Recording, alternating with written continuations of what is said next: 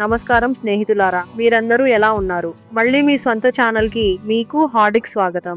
ఈ రోజు కథ వింటే మీరు మీ చుట్టూ ఉన్న ప్రపంచాన్ని మరచిపోతారు. ఈ కథలో ప్రేమ రహస్యం మరియు ఒక స్త్రీ మనసులోని కోరికల గందరగోళం ఉంటుంది. స్నేహితులారా, మన కథానాయిక లత ఇప్పుడు ఒక కొత్త జీవితంలోకి అడుగుపెట్టింది. ఆమె భర్త రమేష్ కి కాలు విరిగి 6 నెలలు అవుతోంది. కానీ ఆమె మరిది అభిషేక్ ఆమెకు అండగా ఉన్నాడు. మునుపటి భాగంలో లత మరియు అభిషేక్ మధ్య ఒక తీపి రహస్యం మొదలైంది. ఇప్పుడు ఆ రహస్యం రెండవ భాగంలో మరింత లోతుగా ప్రమాదకరంగా మారబోతోంది. కథ చాలా ఉత్కంఠభరితంగా ఉంటుంది. చివరి వరకు తప్పకుండా వినండి. దయచేసి ఈ వీడియోకి లైక్ చేయండి, షేర్ చేయండి. ఇప్పుడు కథలోకి వెళ్దాం. నా పేరు లత, వయసు 29 ఏళ్లు. కానీ నా మనసు మాత్రం ఇప్పటికీ 20 ఏళ్ల యువతిలా ఉంటుంది. నా భర్త రమేష్ ఇప్పుడు ప్లాస్టర్ లో ఉన్నాడు. అతను నన్ను తాకలేడు, నన్ను దగ్గరికి తీసుకోలేడు. ఇది నాకు చాలా బాధగా ఉంది. కానీ నా మరిది అభిషేక్, అతను నా జీవితంలోకి ఎలా వచ్చాడో మీకు గతంలో చెప్పాను. అతను నా కోసం మార్కెట్ నుండి సామానే ఉంటున్నాడు. అతను నా మార్కెట్ నుండి సామాన్లు తెస్తాడు, వంటలో సాయం చేస్తాడు మరియు రాత్రిపూట అతను నా మనసులోని ఒంటరితనాన్ని తీరుస్తున్నాడు. ఒక రోజు సాయంత్రం సూర్యుడు అస్తమిస్తున్న సమయం, నేను బాల్కనీలో నిలబడి జుట్టు ఆరబెట్టుకుంటున్నాను. అప్పుడు అభిషేక్ వచ్చాడు. అతను నా వెనకాలే నిలబడి నా జుట్టు గాలికి ఎగురుతుంటే చూస్తున్నాడు. నేను తిరిగి చూడగానే అతను నవ్వుతూ, వదిన, మీ జుట్టు సుగంధం ఎక్కడికి వెళ్తుందో తెలుసా నా మనసులోకి అన్నాడు. అతను ఇలా మాట్లాడటం నాకు చాలా ఇష్టం. నేను అతని వైపు చూసి, అభిషేక్, నీకు ఇంత మాటలు ఎక్కడ నేర్చుకున్నావు? స్నేహితులతో మాట్లాడుతూ నేర్చుకున్నావా అని అడిగాను.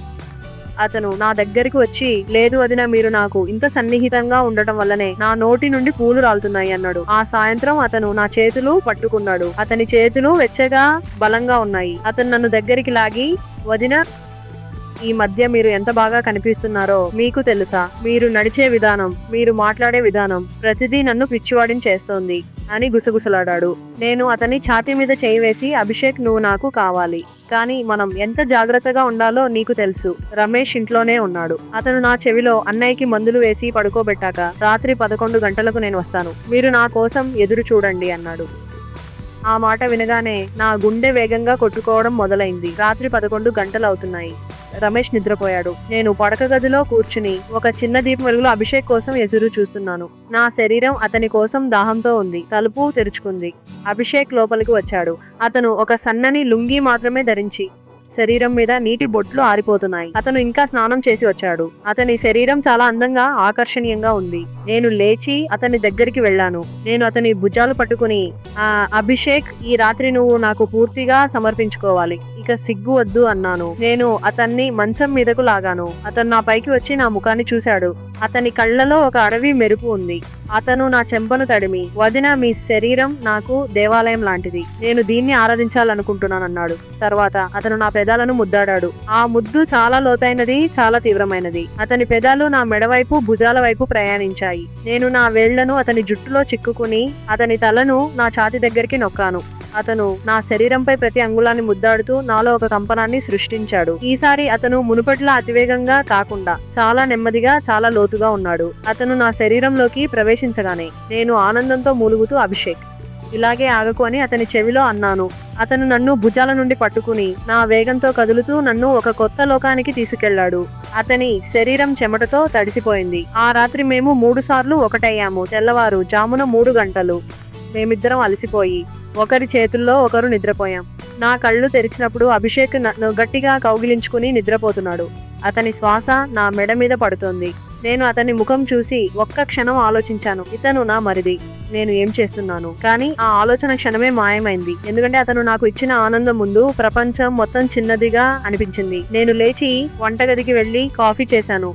కొద్దిసేపటికి అభిషేక్ కూడా లేచి వచ్చాడు. అతను వచ్చి నా వెనక నిలబడి నా నడుము చుట్టూ చేతులు వేసి, గుడ్ మార్నింగ్ వదిన, ఎలా ఉన్నారు అన్నాడు. నేను తిరిగి, నీ వల్లే బాగున్నాను అని నవ్వాను. ఇలా 15 రోజులు గడిచిపోయాయి. మా రహస్య సంబంధం బాగా లోతుగా పెరిగింది. కానీ ఒకరోజు రమేష్ కి ప్లాస్టర్ తీసేశారు. డాక్టర్ అతను క్రమంగా నడవవచ్చని, కానీ ఇంకా పూర్తి శారీరక శ్రమ చేయకూడదని చెప్పాడు. రమేష్ క్రమంగా కోలుకోవడం ప్రారంభించాడు. అతను ఇప్పుడు నడవగలడు. అతను మళ్ళీ నా వైపు చూడటం మొదలు పెట్టాడు. ఒక రాత్రి రమేష్ నా చేయి పట్టుకుని, లత, చాలా రోజులైంది, నాకు నువ్వు చాలా కావాలి అన్నాడు. నా గుండె బడబడ కొట్టుకుంది. నేను ఏం చేయాలి? నా భర్త నన్ను కోరుకుంటున్నాడు, కానీ నా మనసు మాత్రం అభిషేక్ దగ్గరే ఉంది. రమేష్ నన్ను దగ్గరికి లాగాడు. అతని స్పర్శ నాకు తెలిసినదే, కానీ ఇప్పుడు అది భిన్నంగా అనిపించింది. అతను నా బట్టలు తీస్తుంటే నా కళ్ళు మూసుకుని అభిషేక్ ని ఊహించుకున్నాను. రమేష్ నాలోకి ప్రవేశించాడు. అతను చాలా అనుభవంతో నన్ను తాకాడు. అతని చేతులు బలంగా ఉన్నాయి. కొంతసేపటికి నేను అతని చేతుల్లో కూడా కరిగిపోయాను. కానీ అతను పూర్తయ్యాక నేను అతను పడుకుని, రమేష్, నువ్వు ఇంకా బాగానే ఉంటున్నాను. అతను సంతోషంగా నవ్వి నిద్రపోయాను. నా మనసు 2 భాగాలుగా చీలిపోయింది. ఒకవైపు భర్త పట్ల విధేయత, మరోవైపు మరిది పట్ల మోహం. ఉదయం నేను వంటగదిలో ఉండగా అభిషేక్ వచ్చాడు. ముఖంలో విచారం. అతను నా దగ్గరికి వచ్చి, వదిన, నిన్న రాత్రి అన్నయ్య మీ గదిలోకి వెళ్లారు, మీరిద్దరూ అని ఆగిపోయాడు. అతను అడగకుండానే నేను అర్థం చేసుకున్నాను. నేను అతని చెయ్యి పట్టుకుని, అభిషేక్, అతను నా భర్త, నేను ఏం చేయను, కానీ నీ విషయంలో నువ్వు నా ప్రాణం. అతను కోపంగా, వదిన, నేను ఇక్కడ ఉండలేను, మీరు అన్నయ్యతో ఉంటే నేను ఎందుకు, నా మనసు చెప్పదు అన్నాడు. అతను వెళ్ళిపోబోతుంటే నేను అతని చెయ్యి గట్టిగా పట్టుకుని, ఆగు అభిషేక్. నేను అతని ముందు మోకరిల్లి, నువ్వే నా శక్తి, రమేష్ నా భర్త అయినా నువ్వే నా జీవిత భాగస్వామి. ఇక నుండి నేను నిన్ను అసూయపడనివ్వను. నేను లేచి అతని చెంప మీద చేయి వేశాను. ఈ రాత్రి మళ్ళీ రా, నేను నీకు ఒక ప్రత్యేక వంట చేస్తాను, నువ్వు నాకు ఎంత ముఖ్యమో చూపిస్తాను. అతను నా కళ్ళలోకి చూసి, వదిన, మీరు నాకు మాట ఇస్తారా? రమేష్ అన్నయ్య వైపు కాకుండా నా వైపే ఎక్కువగా ఉంటారా అని అడిగాడు. నేను తల ఊపి ప్రమాణం చేస్తున్నాను.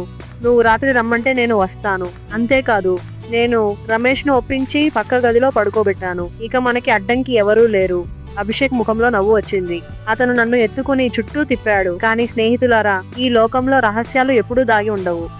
ఒకరోజు రమేష్ నన్ను ఎదుర్కొన్నాడు. అతను నా వైపు చూసి, లత, ఈ మధ్య నువ్వు చాలా ఆనందంగా ఉన్నావు. నేను లేని సమయంలో ఏమైనా ప్రత్యేకంగా జరుగుతోందా అని అడిగాడు. నా ఒళ్ళు పులకరించింది. నేను వెంటనే, ఏమిటి రమేష్, నువ్వు కోలుకుంటున్నందుకు నేను సంతోషంగా ఉన్నాను, అంతేకాదా అన్నాను. కానీ రమేష్ కళ్ళు నన్ను అనుమానంగా చూశాయి. అతను నా దగ్గరికి వచ్చి నా జుట్టు వాసన చూశాడు. నీ జుట్టులో వేరే సుగంధం ఉంది, అభిషేక్ తాగే అదే సబ్బు వాసన ఉంది అన్నాడు. నేను షాక్ అయ్యాను. కానీ నేను తెలివిగా, అరే, అతను నీ ఔషధాలు తెచ్చేటప్పుడు నా దగ్గరకు వస్తాడు, అందుకే వాసన అంటుకుని ఉండొచ్చు అని సమాధానం చెప్పాను. రమేష్ నా మాటను నమ్మినట్టు కనిపించాడు.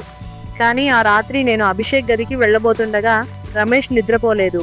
అతను లేచి, లత ఎక్కడికి అని అడిగాడు. నేను, నీకు నీళ్లు తెచ్చేందుకు అని అబద్ధం చెప్పాను. రమేష్ నా చెయ్యి పట్టుకుని, నాకు నీళ్లు వద్దు, నువ్వు నా దగ్గరే ఉండు, ఈ రాత్రి మనం మాట్లాడుకోవాలి అన్నాడు. నేను కూర్చున్నాను. అతను నాతో మన భవిష్యత్తు గురించి, అభిషేక్ పెళ్లి గురించి, అతను ఎప్పుడు వెళ్లిపోతాడు అనే విషయాలు మాట్లాడాడు. ఆ మాటలు నా గుండెను పిండేశాయి. అభిషేక్ ఇక్కడి నుండి వెళ్లిపోతే ఆ ఆలోచన నాకు భరించలేనిదిగా ఉంది. ఇప్పుడు స్నేహితులారా, నేను ఒక నిర్ణయం తీసుకున్నా. రమేష్ ఎప్పటికీ నిజం తెలుసుకోకూడదు.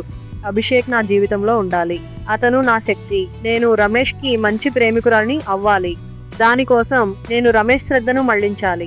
మరుసటి రోజు నేను రమేష్ కి ఒక పార్టీ ప్లాన్ చేశాను. మా స్నేహితులందరినీ పిలిచాను.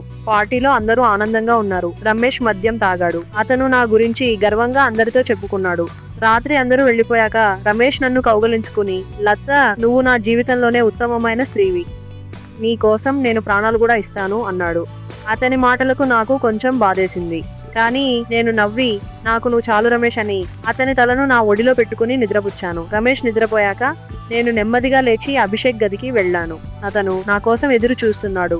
నేను లోపలికి రాగానే అతను లేచి నా చేతులకి పట్టుకున్నాడు. నేను అతని చెవిలో, ఇక మన ప్రేమకు ఎవరూ అడ్డురాలేరు, రమేష్ మన గురించి ఏమీ అనుమానించడం లేదు, మనం కొంచెం జాగ్రత్తగా ఉంటే ఈ జీవితం మనదే అని అన్నాను. అభిషేక్ నన్ను హత్తుకుని, వదిన, మీరు లేకుండా నేను బతకలేను, ఎప్పటికీ మీరే నా స్వర్గం అన్నాడు. ఆ రాత్రి మేము ఎప్పటికంటే ఎక్కువగా ఒకటయ్యాము. ఎందుకంటే ఇక భయం లేదు, ఇక అడ్డంకులు లేవు. నా దగ్గర 2 పురుషులు ఉన్నారు, ఇద్దరు నా సొత్తు. స్నేహితులారా, ఇప్పుడు మీరు ఆలోచిస్తున్నారా, ఇంకా ఏం జరుగుతుంది? రమేష్ కి నిజంగా ఏమీ తెలియదా? అతను ఎప్పుడైనా పట్టుకుంటాడా? లేక లత మరియు అభిషేక్ ఎప్పటికీ ఈ రహస్యాన్ని దాచగలరా? రమేష్ తన స్నేహితులతో కలిసి ఒక ట్రిప్ ప్లాన్ చేస్తాడు. ఆ ట్రిప్ లో అభిషేక్ కూడా వస్తాడు. అక్కడ లత 2 మధ్య ఎలా తేలుతుంది? అక్కడ ఒక ప్రమాదకరమైన రహస్యం బయటపడబోతోంది. ఈ కథలోని మరిన్ని ట్విస్టులు తెలుసుకోవాలనుకునే వారు నా ఛానల్ ని సబ్స్క్రైబ్ చేయడం మర్చిపోకండి. బెల్ ఐకాన్ నొక్కి అన్ని నోటిఫికేషన్లు ఆన్ చేయండి. మీరు ఈ వీడియోని పూర్తిగా చూసారా? అయితే లైక్ బటన్ మీద ఒకసారి క్లిక్ చేయండి. ఈ కథ మీకు ఎలా అనిపించిందా? అభిషేక్ మరియు లత మధ్య ఏం జరుగుతుంది? లేదా రమేష్ ఏం చేస్తాడు అని కామెంట్స్ లో తప్పకుండా రాయండి. మీ కామెంట్లు నాకు ఎంతో ప్రోత్సాహం. ఇంకా కథ కావాలని కోరుకునేవారు నాకు పార్ట్ 3 కావాలి అని కామెంట్ చేస్తే నేను వెంటనే తదుపరి భాగాన్ని తీసుకొస్తాను. ఈ రోజు మనం ఇక్కడితో ఆపుదాం. తర్వాత ఎపిసోడ్ లో మళ్ళీ మిమ్మల్ని ఇంకా పెద్ద ట్విస్ట్ తో కలుస్తాను. మిమ్మల్ని ప్రేమిస్తున్నాను. మీకు నమస్కారం. జై హింద్.